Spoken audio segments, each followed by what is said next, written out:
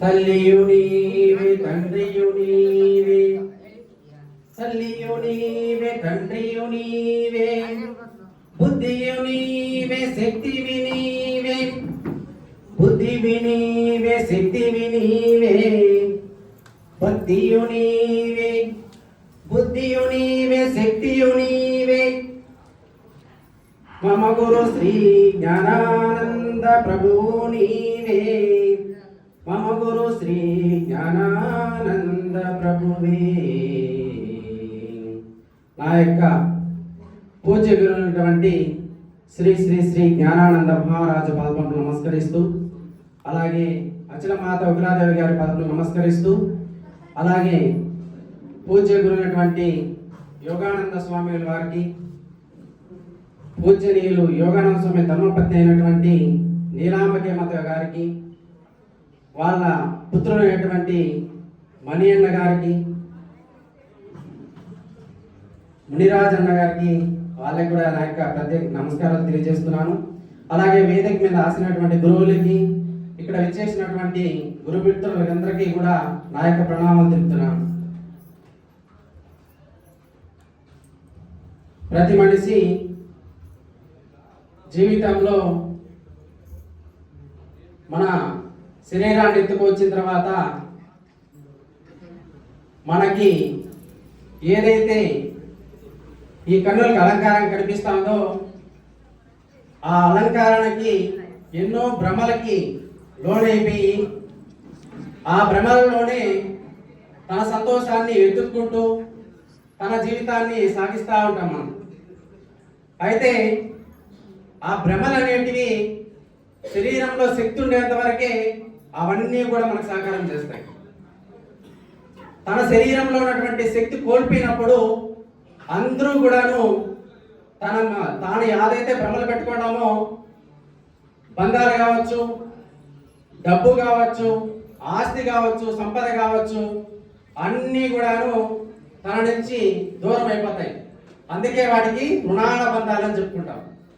ఆ రుణాన బంధాలని మనం అర్థం చేసుకొని మన శరీరాన్ని, దేహాన్ని ఎందుకైతే ఎత్తుకొని వచ్చినామో, మన యొక్క జన్మ సార్థకం చేసుకునే కోసం మన శరీరాన్ని ఎత్తుకొని వచ్చామో తప్ప ఇక్కడ ఏమో సంపాదన చేయాల, దాంట్లోనే జీవనాన్ని సాగించాలని ఆ భ్రమల ఫస్ట్ మనం మొదలైన భ్రమలు ఉడికితేనే తప్ప దైవం అర్థం కాదు. దైవం అర్థం కావాలంటే మనకి ఒక గురువు కావాలి. ఆ గురువు ఉంటేనే మనము ఆ దైవాన్ని పొందగలం.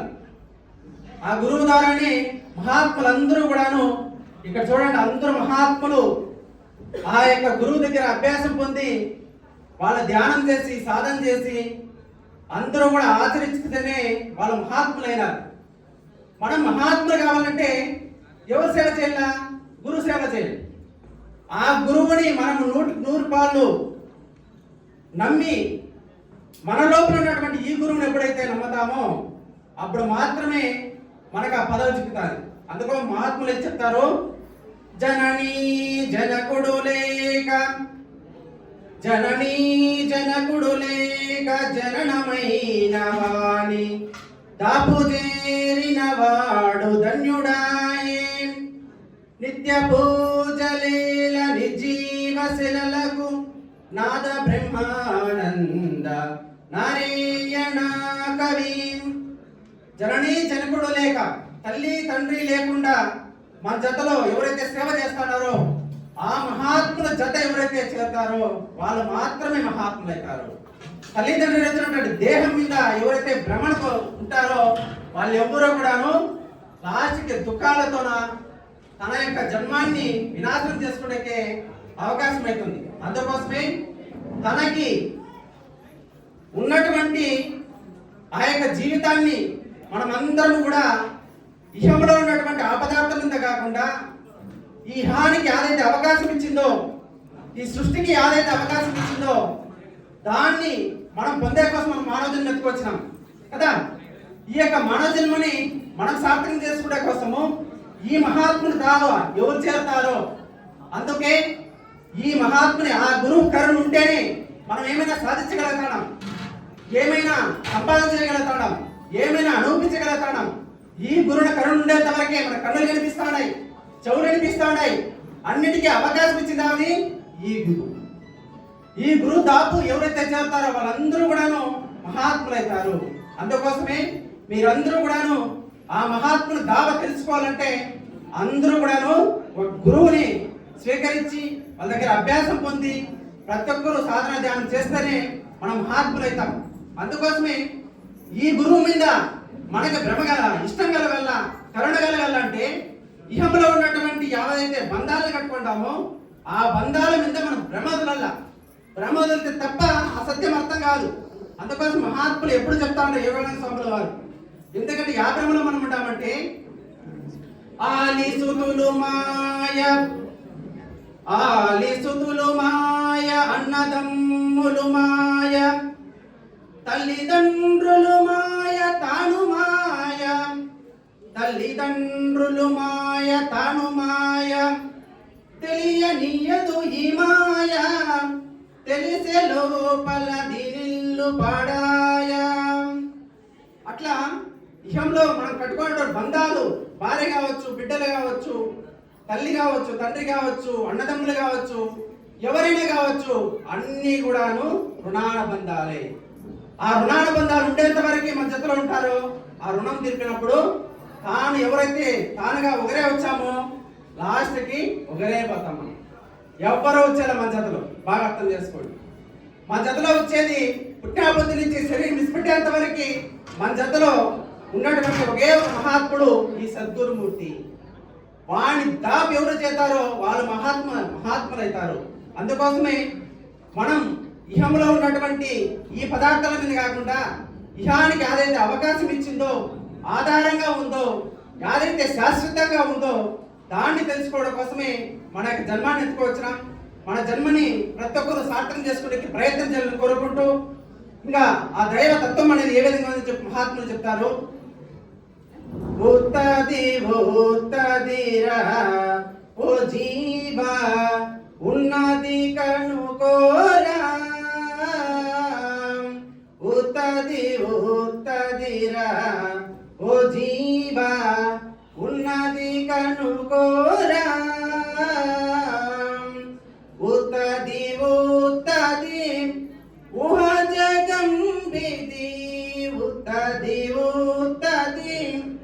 ఊహ జగం విధి, విత్తులేకనే విశ్వము కలిగెను, విత్తులేకనే విశ్వము కలిగెను, ఉత్తదిరా ఓ జీవా ఉన్నది కనుకోరా. గుర్తు గుణములకు కూడకయున్నది, గుర్తు గుణములకు కూడకయున్నది, వ్యర్థపు బోధల వెంబడ తిరిగెవు, వ్యర్థపు బోధల వెంబడ తిరిగెవు, ఉత్తదిరా ఓ జీవా ఉన్నది కనుకోరా. కన్నది విన్నది కానే కాదది, కన్నది విన్నది కానే కాదది, అన్నది ఉన్నది అసలే కాదది, అన్నది ఉన్నది అసలే కాదది, ఉత్తదిరా ఓ జీవా ఉన్నది కనుకోరా.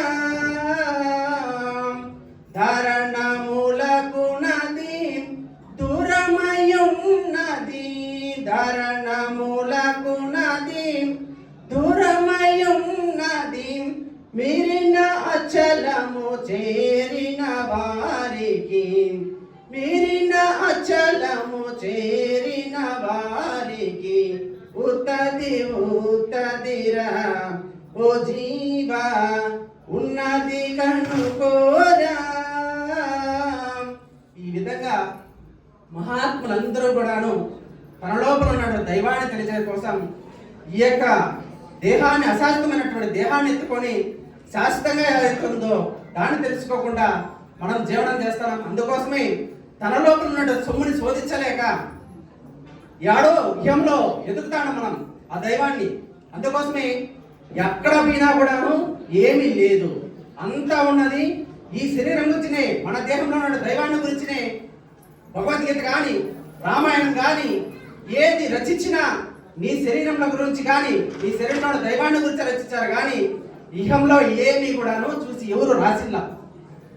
అందుకోసం మన లోపల ఉన్న దైవత్వాన్ని మనం తెలుసుకొని ఆ యొక్క సొమ్ముని తన లోపల శోధించుకొని మహాత్ములందరూ కూడాను ధ్యానం చేసుకుని సాధన చేసుకొని అన్ని పురాణాలు రచించారు, అన్ని వేదాలు రచించారు. అందుకోసమే తన లోపల దైవాన్ని అందరూ కూడా అర్థం చేసుకొని ఆ గురువు దగ్గర అభ్యాసం తీసుకొని ప్రతి ఒక్కరు ధ్యానం చేసి సాధన చేసి మీ యొక్క జన్మాన్ని సార్థకం చేసుకోవాలని కోరుకుంటూ నా యొక్క చిన్న ఉపన్యాసం ముగిస్తాను.